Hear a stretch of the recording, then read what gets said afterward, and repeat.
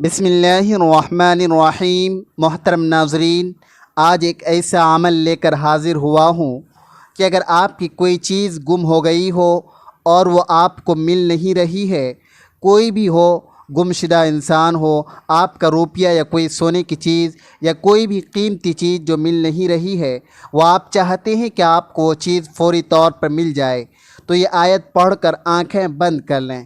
جس نے بھی یہ عمل کیا اور آنکھیں بند کر کے اس آیت کو پڑھا تو گم شدہ چیز فوری اس کے سامنے آئی۔ تو بہت آسان سا عمل ہے اور اس کو آزما لیجئے۔ اگر آپ کو چند منٹوں میں پتہ نہ چلے تو اس عمل کو دوبارہ دہرا سکتے ہیں، انشاءاللہ آپ کو 100% کامیابی حاصل ہوگی، کیونکہ جنہوں نے بھی اس عمل کو کیا ہے بہت فائدہ حاصل ہوا ہے۔ آج کا وظیفہ بہت خاص ہونے والا ہے۔ پیارے اور معزز ناظرین، جب بھی کوئی چیز گم ہو جائے تو پریشان نہیں ہونا چاہیے۔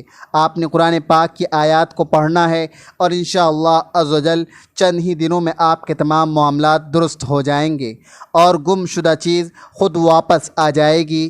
میری ایک بہن ہے، وہ کہتی ہیں کہ میرے کچھ عرصہ قبل سونے کی انگوٹھی گم ہو گئی اور وہ سونے کی انگوٹھی بہت قیمتی تھی۔ میں بہت پریشان تھی کہ کیا کروں۔ میں نے بہت سے عملیات کیے، میں نے بہت سے وظائف کیے، میں نے ہر جگہ سے پتہ بھی کروائی کہ کوئی ایسا بندہ مجھے نظر آ جائے کہ فوری طور پر میری وہ چیز مل جائے۔ میں نے بہت تلاش کیا، کسی پر شک نہیں کر سکتی تھی کیونکہ میں جوائنٹ فیملی میں رہتی تھی، تو شک کرنا بھی ذرا برا لگتا تھا، اس لیے میں نے شک بھی نہیں کیا، لیکن اندر ہی اندر میرے دل میں بہت زیادہ میری انگوٹھی کے گم ہو جانے کا مجھے صدمہ تھا۔ تو میں اس وجہ سے بہت زیادہ پریشان تھی۔ اسی پریشانی کے عالم میں نے یہ عمل کیا اور اس عمل کی برکت سے میری انگوٹھی انہی چند گھنٹوں کے اندر اندر ہی فوری طور پر مل گئی۔ جیسے ہی میں نے وظیفہ شروع کیا تو محض چند گھنٹوں ہی بعد مطلوبہ انگوٹھی ہمیں مل گئی اور ہماری جان میں جان آئی کہ ہماری انگوٹھی واپس آ گئی۔ اسی طرح سے میرے ایک بھائی ہیں، وہ کہتے ہیں کہ میں جا رہا تھا، راستے سے میرے پاس ایک تھیلا تھا چھوٹا سا پیسوں کا۔ میں نے اپنے پیسے اپنے جیب وغیرہ میں نہیں رکھے، نہ پرس میں رکھے، بلکہ ایک چھوٹے سے تھیلے میں رکھ دیے، اور تھیلے میں رکھنے کے بعد میں نے اس کو اپنے جیب میں ڈال دیا۔ میں تھوڑی ہی آگے بازار وغیرہ میں آیا تو میں نے دیکھا کہ تھوڑی دیر کے بعد مجھے جب پیسوں کی ضرورت پڑی تو میں نے جیب میں ہاتھ ڈالا تو وہاں پر تھیلا موجود نہ تھا۔ میں بہت پریشان ہوا کیونکہ مجھے بہت دور جانا تھا اور مجھے ایسا کام تھا کہ وہاں پر مجھے یہ پیسے جلد سے جلد پہنچانے تھے، لہٰذا اسی پریشانی کے عالم میں میرے پیسے گم ہو گئے۔ میں آگے منزل کو جانے کے بجائے واپسی کا میں نے راستہ اختیار کیا کہ اب کیا کیا جا سکتا ہے۔ اسی پریشانی کے عالم میں گھر آیا اور میں نے آپ کا بتایا ہوا عمل شروع کر دیا، اور اللہ تبارک و تعالیٰ کا ایسا کرم ہو گیا کہ چند دنوں کے بعد مجھے ایک جگہ سے کال آئی اور کہا کہ آپ فلاں جگہ پر پہنچ جائیں، آپ کو تھیلا مل جائے گا۔ تو میں بہت حیران تھا کہ یہ ایسا کیسے ممکن ہو سکتا ہے، لہذا میں مطلوبہ جگہ پر چلا گیا تو وہاں پر ایک آدمی موجود تھا۔ وہ کہنے لگا کہ آپ کا یہ تھیلا میرے پاس پڑا ہے۔ ایک آدمی جا رہا تھا، اس کے پاس یہ تھیلا تھا اور میں نے اس آدمی کو آپ کے جیب سے یہ تھیلا نکالتے ہوئے دیکھا تھا، لہذا میں اس کے پیچھے ہو لیا، لیکن آپ بہت دور چلے گئے تھے۔ یہ تھیلا تو میں نے اس سے حاصل کر لیا، لیکن آپ کا مجھے کوئی خاص پتہ نہیں تھا۔ میں بہت ہی پریشانی کے عالم میں تھا، تو میں نے تھیلے کے اندر سے دیکھا، وہاں پر مجھے کچھ چند کاغذات ملے اور وہیں پر آپ کے ایک رشتہ دار کا فون نمبر بھی مل گیا۔ وہیں سے میں نے آپ کو رابطہ کیا اور انہوں نے مجھے آپ کا نمبر دیا اور وہیں سے میں نے آپ کو کانٹیکٹ کیا۔ تو یہ آپ کی امانت ہے، آپ کا تھیلا ہے، آپ اس کو گن سکتے ہیں۔ تو میں بہت ہی حیران ہوا کہ آج کے دور میں بھی ایسے لوگ ہیں جو کہ بہت زیادہ نیک دل ہیں، دوسروں کی پریشانیوں کو سمجھتے ہیں، آج وہی عمل جو کہ انہوں نے کیا سورہ مزمل کا عمل ہے، بہت خاص ہے۔ انشاءاللہ عز و جل اس ایک آیت کی برکت سے آپ کی جو گم ہوئی چیز ہے، چاہے کوئی انسان گم ہو گیا ہو یا کوئی بھی چیز ہے جو بھی خاص مقصد کے لیے ہے، آپ کا مقصد بھی پورا ہو جائے گا انشاءاللہ عز و جل۔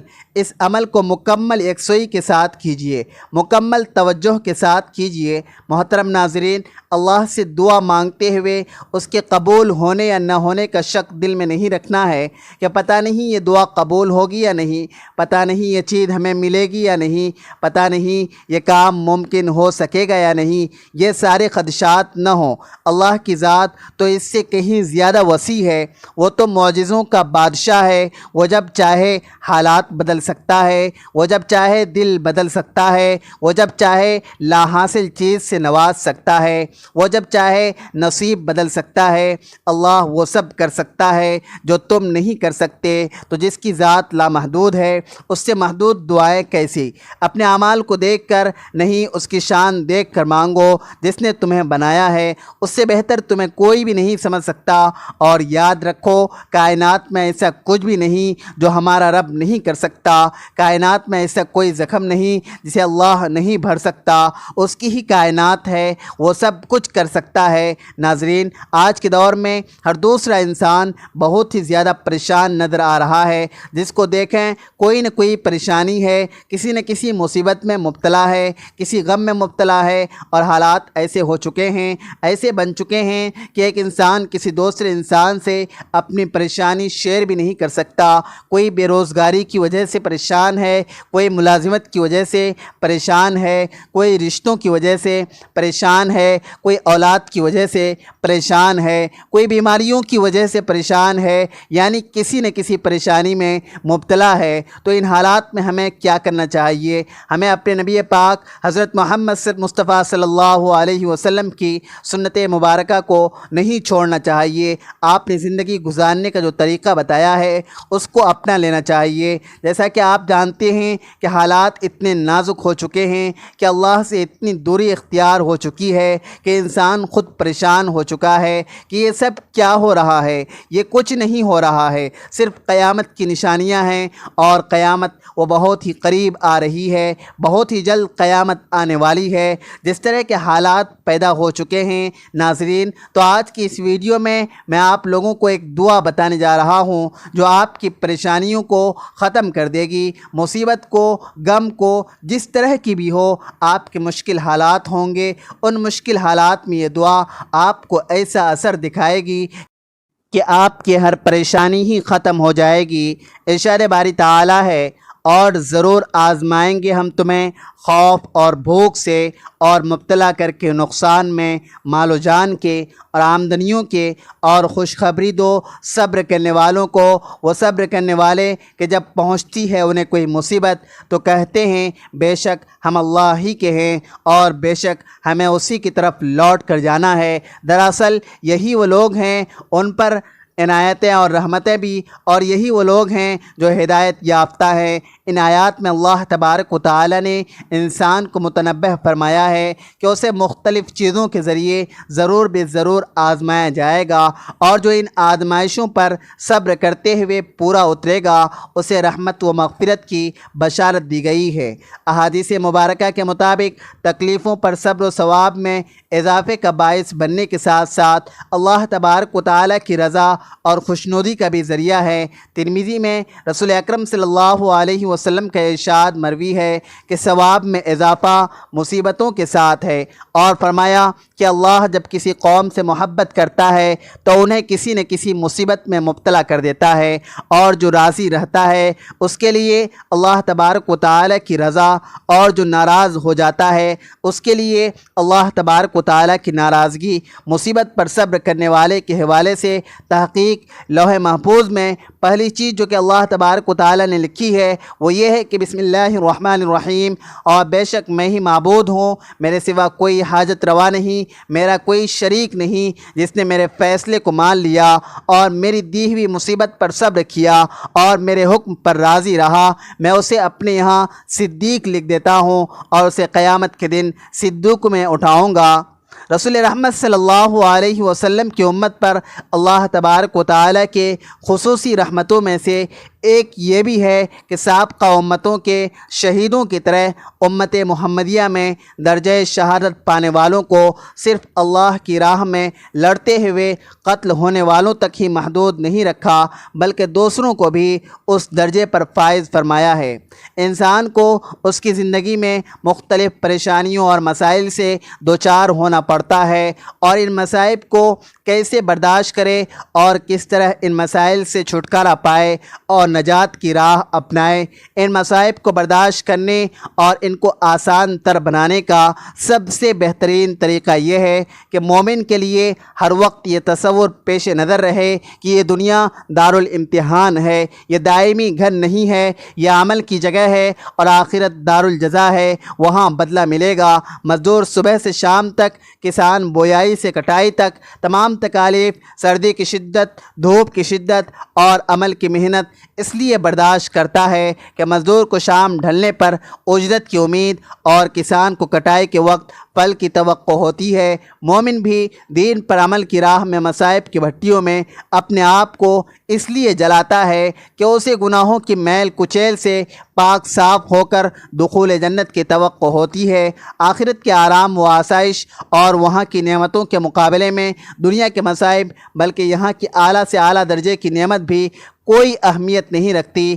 اللہ تبارک و تعالیٰ کا دستور اس دنیا میں یہ ہے کہ جو بندہ جتنا اللہ عز و جل کا مقرب و محبوب ہوتا ہے، اسی قدر اسے اس دنیا کے احوال و پریشانیوں سے دوچار ہونا پڑتا ہے۔ حدیث میں مومن کے لیے دنیا کو قید خانہ قرار دیا گیا ہے۔ ظاہر ہے کہ قید خانے میں آدمی کو گھر کی طرح سہولیات و آرام نہیں مل سکتا۔ حضرت سعد رضی اللہ عنہ سے روایت ہے کہ نبی کریم صلی اللہ علیہ وسلم سے دریافت کیا گیا کہ مصائب و شدائد میں سب سے زیادہ کون ہوتے ہیں؟ حضور اکرم صلی اللہ علیہ وسلم نے فرمایا، سب سے زیادہ مصائب و شدائد میں انبیاء ہوتے ہیں، پھر اس کے بعد درجہ بدرجہ دوسرے افضل لوگ۔ آدمی کو اس کے دینداری کے لحاظ سے آزمائش ہوتی ہے، اگر وہ دین میں سخت ہوتا ہے تو اس کی آزمائش بھی سخت ورنہ ہلکی۔ آدمی پر مصائب کا سلسلہ اس وقت تک رہتا ہے کہ وہ روئے زمین پر بغیر گناہ چلتا ہے، یعنی مسائل کی وجہ سے اس کے سارے گناہ دھل جاتے ہیں۔ ایک حدیث میں حضور اکرم صلی اللہ علیہ وسلم کا یہ بھی ارشاد ہے کہ بڑا بدلہ بڑی آزمائش کے ساتھ ہے۔ اللہ تبارک و تعالیٰ جس قوم کو چاہتا ہے اسے آزمائش میں مبتلا فرماتا ہے۔ جو شخص اس آزمائش پر اللہ سے راضی رہتا ہے، اللہ تبارک و تعالیٰ بھی اس سے راضی رہتا ہے، اور جو ناراض رہتا ہے اللہ تبارک و تعالیٰ بھی اس سے ناراض ہوتا ہے۔ جو شخص مصائب میں دنیا کی عدم پائیداری، اس کے مقابلے میں آخرت کی زندگی کے دوام، بقا، اور مصائب میں اللہ سے قرب نزدیکی کے تصور کو ذہن میں رکھے گا، اس کی مشکلیں اس کے لیے کسی حد تک ضرور کم ہو جائیں گی۔ مصائب و آلام اور اس کے درد و نقص کو دور کرنے اور ان مصائب و پریشانیوں کے بادلوں سے لطف خداوندی اور عنایت عزتی کی بارش سے متلاشی کے لیے یہ بھی ایک آسان نسخہ ہے کہ وہ بیماریوں، پریشانیوں، تنگیوں و تنگ دستیوں میں اجر خداوندی، ثواب آخرت، گناہوں اور خطاؤں سے پاکی کی بشارت کو بھی پیش نظر رکھیں۔ اس طرح اس کے مصائب اس کے لیے ایمان و یقین کی تازگی، آخرت میں اضافہ اور پائے ثبات و استقامت میں مضبوطی کا باعث ہوں گے۔ ایک حدیث میں حضور اکرم صلی اللہ علیہ وسلم کا ارشاد گرامی ہے، مرد مومن کو جب بھی دکھ درد، جو بھی بیماری و پریشانی، جو بھی رنج و غم اور جو بھی اذیت و تکلیف پہنچتی ہے، یہاں تک کہ جو کانٹا بھی اسے چبھتا ہے، تو اللہ تبارک و تعالی اس کے ذریعے اس کے گناہوں کی صفائی کر دیتا ہے۔ ایک دوسری روایت میں ہے کہ بندے مومن کو جو بھی کانٹے وغیرہ کی تکلیف پہنچتی ہے تو اللہ عز و جل اس کے گناہوں کو جھاڑ دیتا ہے، جیسے سوکھا ہوا درخت اپنے پتوں کو جھاڑ دیتا ہے۔ بعض مومن مرد اور بعض مومن عورتوں پر مصائب و حوادثات کبھی اس کی جان، کبھی ان کے مال اور کبھی ان کی اولاد پر اس طرح سے آتے ہیں کہ اس کے نتیجے میں ان کے گناہ جھڑ جاتے ہیں اور وہ مرنے کے بعد اللہ تبارک و تعالیٰ سے اس حال میں ملتے ہیں کہ ان پر کوئی گناہ نہیں ہوتا۔ کبھی یوں ہوتا ہے کہ ایک بندے مومن اخروی اعتبار سے ایک مقام و مرتبے کا حامل ہوتا ہے، وہ اپنی صحت مند آرام دہ زندگی کے ساتھ اس مقام و مرتبے کی جانب اس قدر تیزی کے ساتھ بڑھتا ہے کہ اللہ عز و جل اسے اس کے طے شدہ مقام تک پہنچانے کا سامان یوں فرماتا ہے کہ اس پر مصائب و حوادثات کا بوجھ ڈال کر اسے اندیشہ ہائے زمانہ اور غم ہائے زمانہ میں مبتلا کر کے اس کے طے شدہ مقام تک پہنچا دیتا ہے۔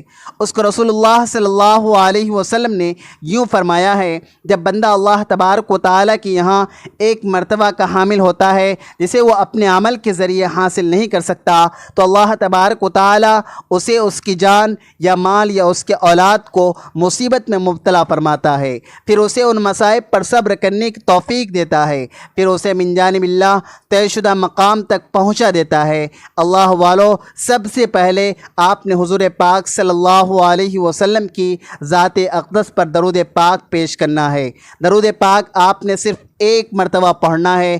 آپ کوئی سا بھی درود پاک پڑھ سکتے ہیں، آپ صلی اللہ علیہ وسلم پڑھ لیں یا صلی اللہ علی محمد پڑھ لیں یا آپ درود ابراہیمی پڑھ لیں، ایک بار ثواب کی نیت سے میرے ساتھ بھی پڑھ لیں۔ اللہم صلی علی محمد وعلی آل محمد کما صلیت علی ابراہیم وعلی آل ابراہیم انک حمید مجید۔ اللہم بارک علی محمد وعلی آل محمد کما بارکت علی ابراہیم وعلی آل ابراہیم انک حمید مجید۔ درود و سلام اللہ تبارک و تعالیٰ کی عطا کردہ ایسی لازوال دولت ہے کہ جسے توفیق مل جائے اس کے دین و دنیا سنور جاتے ہیں۔ درود و سلام محبوب خدا صلی اللہ علیہ وسلم کی تعریف اللہ تبارک و تعالیٰ کی رحمت کا خزانہ ہے، گناہوں کا کفارہ، بلندی درجات کا زینہ، قرب خداوندی کا آئینہ، خیر و برکت کا سفینہ ہے، مجلس کی زینت، تنگ دستی کا علاج، جنت میں لے جانے والا عمل، دوسروں کے دل کی طہارت، بلاؤں کا تریاق، روح کی مسرت، روحانی پریشانیوں کا علاج، غربت اور افلاس کا حل، دوزخ سے نجات کا ذریعہ اور شفاعت کی کنجی ہے۔ احادیث مبارکہ میں درود و سلام کے بے شمار فضائل و برکات کا ذکر ملتا ہے۔ درود و سلام قرب مصطفیٰ صلی اللہ علیہ وسلم کا ذریعہ ہے۔ حضور نبی اکرم صلی اللہ علیہ وسلم کی ذات گرامی سے والہانہ عقیدت و محبت کا جزوی ایمان ہے، اس کے بغیر ایمان کی تکمیل نہیں ہوتی۔ درود و سلام پڑھنا محبت رسول صلی اللہ علیہ وسلم کی دلیل ہے۔ کثرت سے درود و سلام پڑھنے والے کو روز قیامت بھی رسول اللہ صلی اللہ علیہ وسلم کی نعمت شفاعت سے فیض یاب کیا جائے گا۔ آپ نے سب سے پہلے کیا کرنا ہے؟ 2 رکعت نفل صلاۃ الحاجت کے پڑھ لینے ہیں، کسی بھی وقت پڑھ لیجئے۔ 2 رکعت نفل صلاۃ الحاجت پڑھنے کے بعد آپ نے کیا کرنا ہے؟ آپ نے یہ والی آیت آپ نے پڑھنی ہے، بسم اللہ الرحمن الرحیم۔ آپ نے آیت اس طرح سے پڑھنی ہے، رب المشرق والمغرب لا الہ الا ہو۔ یہ ایک آیت سورہ مزمل کی آپ نے اس کو 1000 کی تعداد میں پڑھنا ہے۔ جیسے ہی 1000 مکمل ہوگا آپ کی وہی چیز آپ کو فوراً سے مل جائے گی۔ آپ اس عمل کو ضرور کریں اور دیکھیں کہ چند ہی گھنٹوں میں آپ کی وہ چیز جس کی آپ کو خواہش تھی، وہ آپ چاہتے تھے، اور اگر آپ کسی مقصد کے لیے بھی پڑھنا چاہتے ہیں تو آپ ایک جگہ پر بیٹھ کر 2 رکعت نفل صلاۃ الحاجت اور آپ اس آیت کو بار بار پڑھیے، اور جس مقصد کے لیے آپ دعا کریں گے انشاءاللہ عز و جل وہ مقصد آپ کا پورا ہو جائے گا، وہ خواہش پوری ہو جائے گی، آپ کی وہ حاجت ضرور پوری ہو جائے گی۔ یاد رہے کہ حقیقی کارساز صرف اللہ تبارک و تعالی ہے اور سب کو اسی پر بھروسہ کرنا چاہیے۔ البتہ اس کا یہ مطلب نہیں کہ انسان اسباب کو اختیار کرنا چھوڑ دے اور صرف اللہ تبارک و تعالی پر بھروسہ کر کے بیٹھ جائے، بلکہ ہر انسان کو چاہیے کہ وہ اسباب ضرور اختیار کرے، لیکن ان اسباب پر بھروسہ نہ کرے، بلکہ صرف اللہ تبارک و تعالی پر بھروسہ کرے جس نے ہر ایک کو روزی دینا ہے۔ روزی دینا اپنے ذمہ کرم پر لیا ہوا ہے۔ اب اس کا مطلب یہ نہیں کہ انسان سب کچھ چھوڑ کر اللہ تبارک و تعالی کی طرف سے روزی ملنے کی امید لگا کر گھر بیٹھ جائے اور رزق کے حلال ہونے کے اسباب اختیار کرنا چھوڑ دیں۔ اسی طرح اگر وہ ساری عمر بھی بیٹھا رہے گا تو تو اسے ایک لقمہ بھی نہیں ملے گا۔ تو آپ اس عمل کو ضرور کریں، انشاءاللہ عز و جل آپ کو بہت زیادہ فائدہ ہوگا، آپ کی دعا فوراً قبول ہو جائے گی۔ تو آپ اس عمل کو خود بھی کریں اور آگے بھی شیئر کریں، انشاءاللہ اللہ آپ کو بہت زیادہ فائدہ پہنچانے والے ہیں۔ حضرت عبداللہ ابن مسعود رضی اللہ عنہ فرماتے ہیں کہ حضور نبی اکرم صلی اللہ علیہ وسلم نے فرمایا، قیامت کے روز لوگوں میں میرے سب سے زیادہ قریب وہ ہوگا جو اس دنیا میں کثرت سے مجھ پر درود بھیجتا ہے۔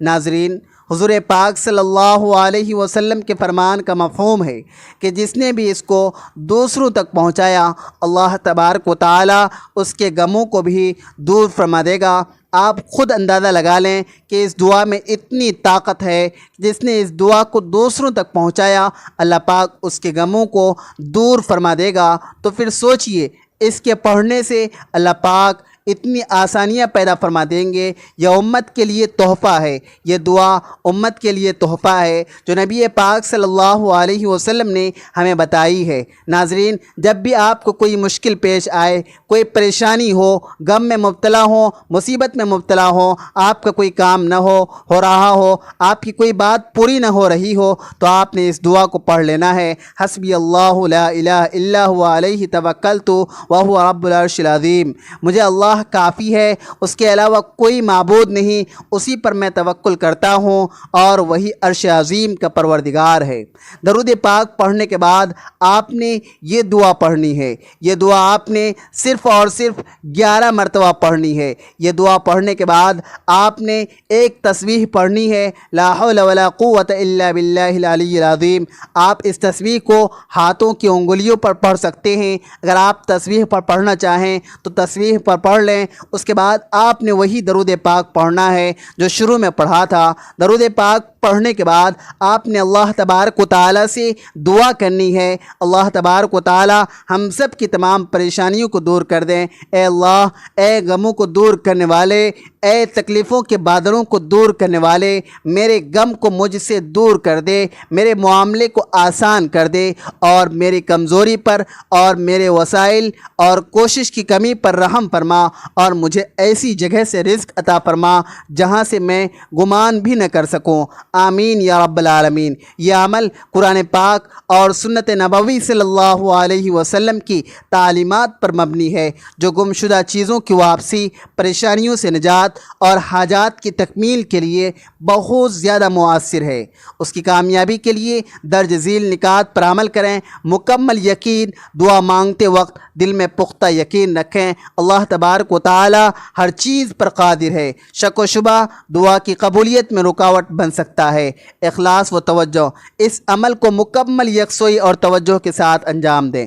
دنیاوی خیالات سے ذہن کو پاک رکھیں اور اللہ تبارک و تعالی کی بارگاہ میں عاجزی سے دعا کریں۔ صبر و استقامت، اگر فوری نتیجہ نہ ملے تو مایوس نہ ہو، اللہ تبارک و تعالی اپنی حکمت کے مطابق دعا قبول فرماتا ہے۔ عمل کو دوبارہ دہرائیں اور صبر سے کام لیں۔ درود پاک کی کثرت، حضور صلی اللہ علیہ وسلم پر درود پاک کرنا دعاؤں کی قبولیت کا عظیم ذریعہ ہے۔ جتنا ممکن ہو درود پاک پڑھیں، کیونکہ یہ اللہ تبارک و تعالی کی رحمت کا خزانہ ہے۔ جائز مقصد، یہ عمل صرف جائز مقاصد کے لیے کریں، جیسے کہ گمشدہ چیز کی واپسی، حلال رزق یا جائز خواہش کی تکمیل۔ عمل سے پہلے اپنے گناہوں کی معافی مانگیں اور توبہ کریں، یہ آپ کے دل کو پاک کرے گا اور دعا کی قبولیت کا امکان بڑھائے گا۔ اگر ممکن ہو تو یہ عمل فجر یا مغرب کی نماز کے بعد کریں، کیونکہ یہ اوقات دعا کی قبولیت کے لیے زیادہ مبارک ہیں۔ یہ عمل نہ صرف گمشدہ چیزوں کے لیے بلکہ کسی بھی مشکل حالات، پریشانیوں یا حاجات کی تکمیل کے لیے بھی کیا جا سکتا ہے۔ اسے مکمل ایمان، اخلاص اور اللہ پر بھروسے کے ساتھ کریں۔ اللہ تبارک و تعالی ہم سب کی دعاؤں کو قبول فرمائے اور ہماری تمام پریشانیوں کو دور کرے۔ آمین یا رب العالمین۔ ناظرین، کمنٹ باکس میں اللہ تبارک و تعالی کے 99 ناموں میں سے کوئی ایک نام ضرور لکھیں، جیسا کہ الرحمن، تاکہ ہم سب اللہ کے اسماء حسنہ کا ذکر کریں۔ ویڈیو اچھی لگی ہو تو ویڈیو کو لائک کریں اور چینل کو سبسکرائب کرنا نہ بھولیں۔ ملتے ہیں کسی اگلے ویڈیو میں۔ اللہ تبارک و تعالی ہم سب کا حامی و ناصر ہو۔ آمین۔ جزاک اللہ۔